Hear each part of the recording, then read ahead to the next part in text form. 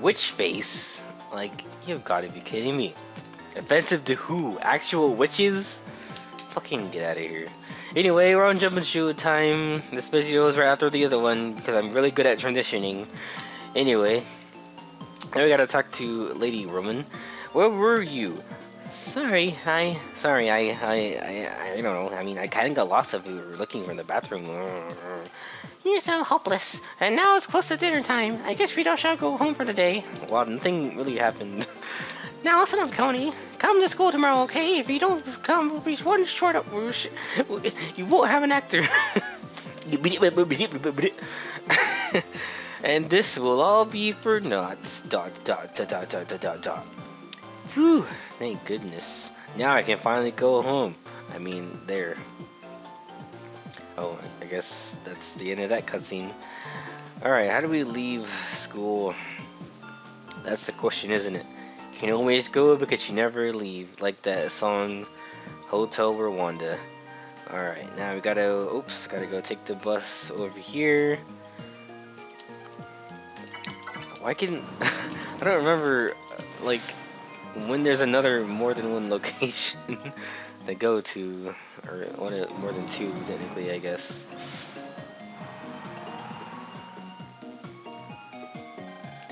Hey! Is it true Sonia Sharm died? No. Really retire? No way, I can't believe it. Ding, doo, ding, dance, trance, boot, deep. Hey, it's that jerkazoid. I'm always looking for a golden goose. Oh, okay. Let's see what this guy says. Rising up in the blue sky, that's not you, is it? That's the fucking sign. Dude, please. Alright, that was close. I don't know what happened there. Actually, if you get caught in a prison, you can actually soft lock the game, and you have to reset and delete all your saved data, but you have to do it by pressing L, R, and B at the same time. No, that's how you delete your save in Pokemon, but whatever. It's probably, I think it's L, select, and B. It's like you have to use two hands.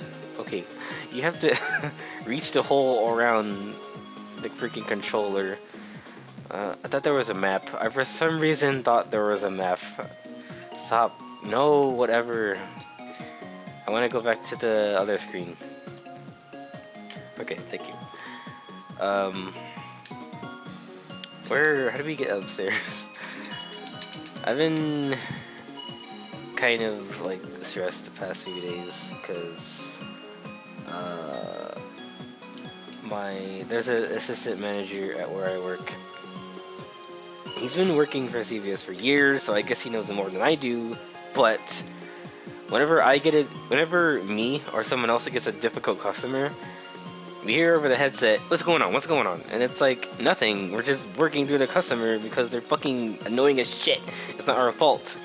They're taking a long time to getting out their change, fucking putting the card in, putting their shit on the conveyor belt. And whenever we're taking a long time, he's like, "What's going on? What's going on? Do I need to come over there? Why don't you call for backup?" It's like, dude, just fucking relax and let me handle this person. And I think the past 2 days, twice, he's been like asking us what's going on doesn't even help us speed it up. Like, the people are slow is not us.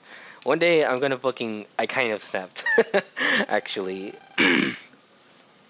There's this lady, she had a lot of stuff, but she had a bunch of questions. I tried to answer each one really fast because I had a line going. And I was doing everything as fast as possible. Whoops, I hit my headset. And so he's like, "Andre, we're going to do to make this lady go faster." I'm like, fucking what do you want me to do? She has a bunch of fucking questions. I didn't say that, but I'm just like, in my mind, unless it's okay to me for to just tell people, hurry the hell up, then this is gonna go as long as it needs to fucking take. But he's like, "Andre, you're taking too long with her. Just move on to the next customer." I'm like, dude, I can't fucking just drop this person. I'm already going as fast as I can. I'm on it. But he kept asking over the headset. But the thing was, the last thing she wanted was, like, she kept like questioning me about the 10 cents per bag charge thing. So when I heard that last, like, what's going on, I'm like, I turned around and I almost yelled, okay, then do you want to explain to her about the fucking 10 cents thing? And then he, like, talked out of the corner, like, talked from the side of himself, like, not even looking at the customer, the person I was with.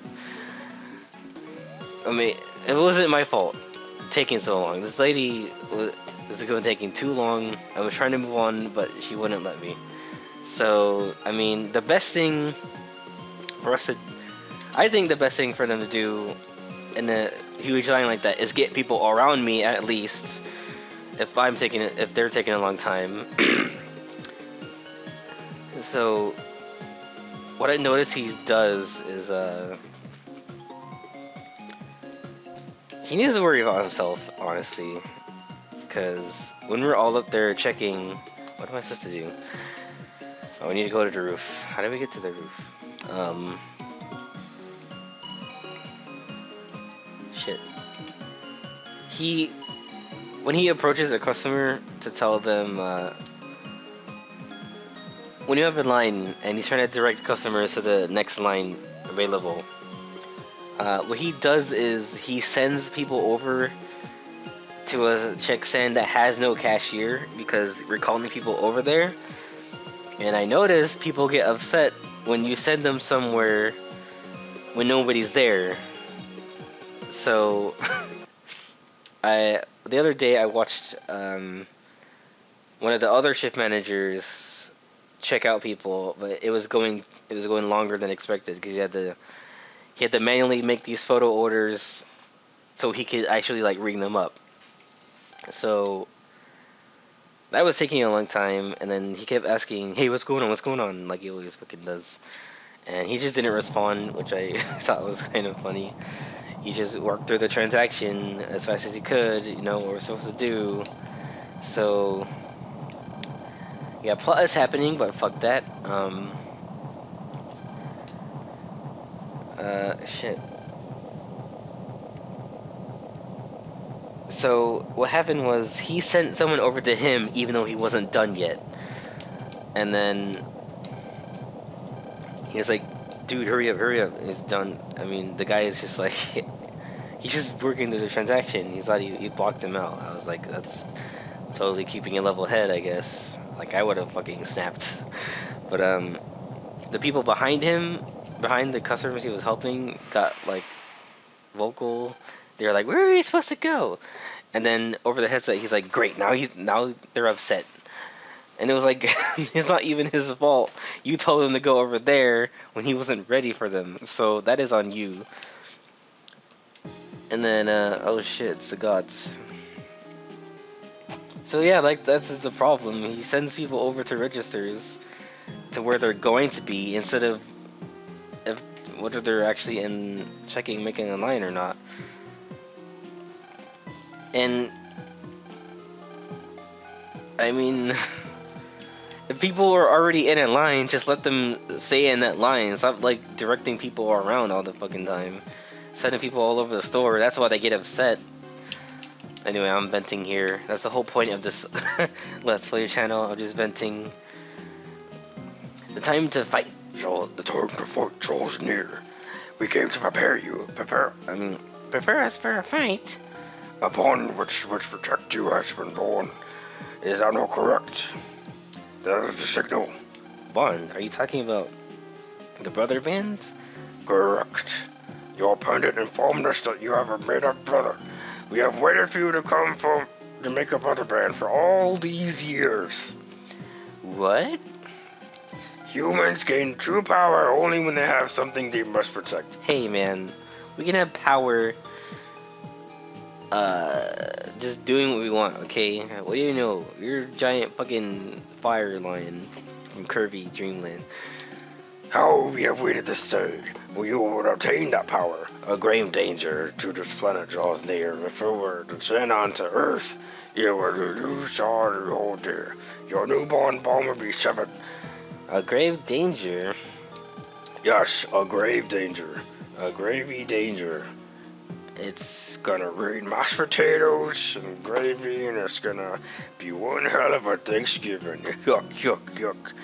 And you must stand the face, and you must go.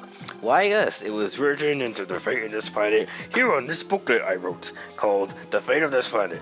From the moment the child of the man who owned the pendant was born into the earth, the fate of the world was see. That's a bullshit prophecy, I gotta say. The owner? You mean my dad? You know my dad? We cooperated with your father, we played cards, and we lost, so we banished him to the radio world to give birth to the brother band. You made the brother band with my dad? He was a kind man who treasured relationships above all else. The visualizer and pendant now you possess, they're used by the father. When your father, Kelvin 2012, at the center, we were bound by the threads of fate, Coney. You and Megasis. Only the two of you can stand up to the calamity and fate of the planet. Hey, isn't that a bit drastic? You know, fate of the planet is like kind of out there. You know, can it just be a small scale like robbery, crime, villainy shit? Hardly. It would be fine if we could fight, but we cannot stand up to this. The only thing that can the power when you fuse. In other words, the power of MegaMan. In preparation for the fated days coming, we have felt that we needed to confer upon you a certain source of power. The power of the stars. The power of the stars has been restored to the castle. The StarForce. StarForce. Star in the forces of evil. StarForce. MegaMan StarForce. Power Rangers StarForce. Everything is a fucking StarForce these days. Steven's Force, Adventure Force, and the Force Unleashed. And now you must know the value of brothers and possess a willing heart. Hey, God, this is all cutscene. I can't believe this whole episode is probably going to be cutscene. There's also a harp note. And if you give them the StarForce, wouldn't that be enough for you guys? Unfortunately, only you can receive our powers. The Lyra is too different from our own. However, even as an amphibian Omegazis, your wave frequency is surprisingly similar to ours. Therefore, it must be you two and no one else. You say that like, wait a second here, you can't possibly be survivors of Planet AM. Indeed. We are survivors of Planet AM. Beep, beep, beep. What? Planet AM, Planet M was Planet FM's neighbor kid. Oh, you know Planet FM also. The AMians, who had EM bodies just like FMians, lived on that planet. And the twin planets lived in peace long time ago, but when the current FM king ascended, a war broke out all of a sudden. Actually, you can't really call that a war. It was one attack from Planet FM on AM, and in the end of the attack, Planet FM brought it out. Their ultimate weapon. A fucking gun. No, it was Andromeda. And before the terrible power of Andromeda, the people of AM were wiped out and didn't think it was survive. So why would any humans want to give me a Megasis, allow me to pose a question to you. Why would an amphibian such as yourself turn in traitor on your own planet? That's true. Why would Mega do that? That's my business. Then you do not question what is our business. Fine then. Do what you want. Or your powers are free. I didn't even say a word there. What the fuck? Now then, before we confer the power onto you, we must say one thing very clearly. We like to party. You are weak. What? We have seen you were easily crushed by that colossal jammer. That's because you got the drop on us. Literally. Right, Coney? That's... Do not avoid the point, Omegasis. Further, it is not certain you two can receive our powers. But they just said it is only us who can receive the powers. To obtain the StarForce, you must first undergo a star trial. To the current level, we are 100% certain that you can pass it. If you cannot pass it, then I guess we'll give it to someone else. Have a good day, kid. Then the future of this planet is grave indeed. I can prop the whole world with the... Stop your cowering, Coney, and now you guys don't underestimate us. We'll certainly test. You'll see. Mega, calm down. You don't need to get so worked up. Then let the trials begin. Survey the area with the visualizer. Oh man, This is a lot to take in. Hmm. Hey, it's a trial. There are 5 in total. Oh man, is this another one of those? I don't know, one of those things.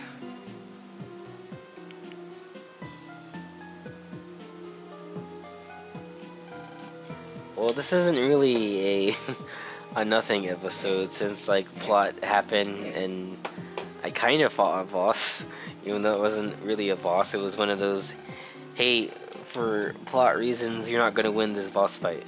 That's how I see it. And that is a concept I am familiar with the entirety of El Shaddai. Everything was one of those. It was like, am I supposed to win? But you don't win.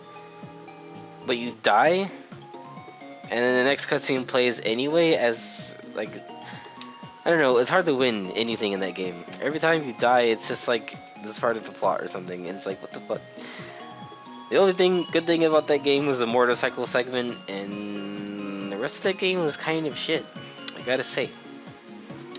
Anyway, next time I'm gonna go,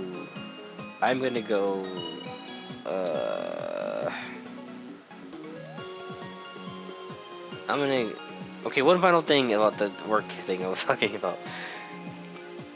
Like, I check fast. There is no way in hell that if I get hung up on the customer, it's not me. Like, I swear to God, it's them. Just fucking, you have to see these people and how, like, distracted they are. You gotta see it. You gotta see it.